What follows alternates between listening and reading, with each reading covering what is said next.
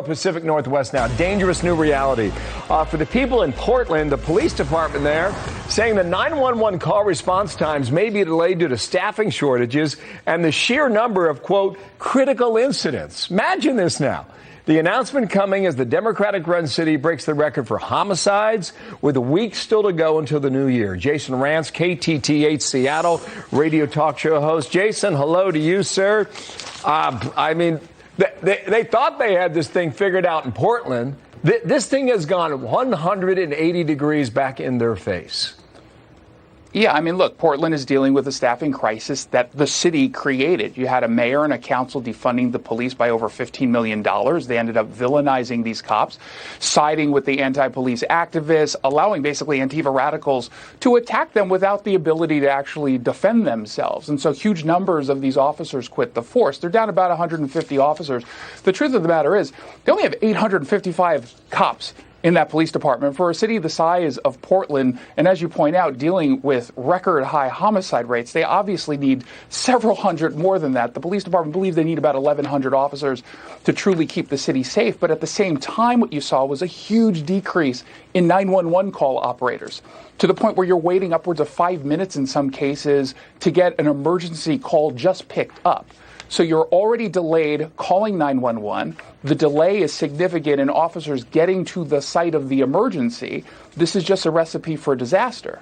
Well, here's the good June of 2020, they wanted to cut the police budget by $15 million. I mean, that's a lot. Yeah. Then they reversed themselves and upped it $5 million to hire 200 sworn officers and about 100 unarmed community safety officers. They need to figure that out.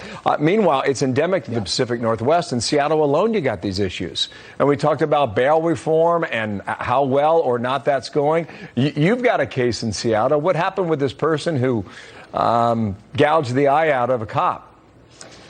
Yeah, the suspect is Tyler Martin. He's homeless. He's a prolific offender, and he's accused of gouging a Seattle officer's eye.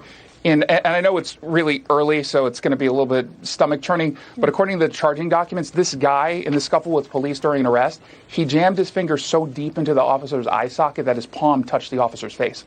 And as a result, it came to hemorrhaging. The officer had to see an eye specialist for treatment.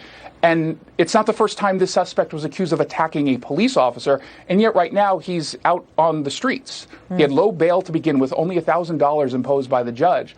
But thanks to an organization called the Northwest Community Bail Fund, they bailed him out. They indiscriminately pay the bail of people that they say are marginalized. And this is supposed to mean that they're somehow heroic for the work that they're doing.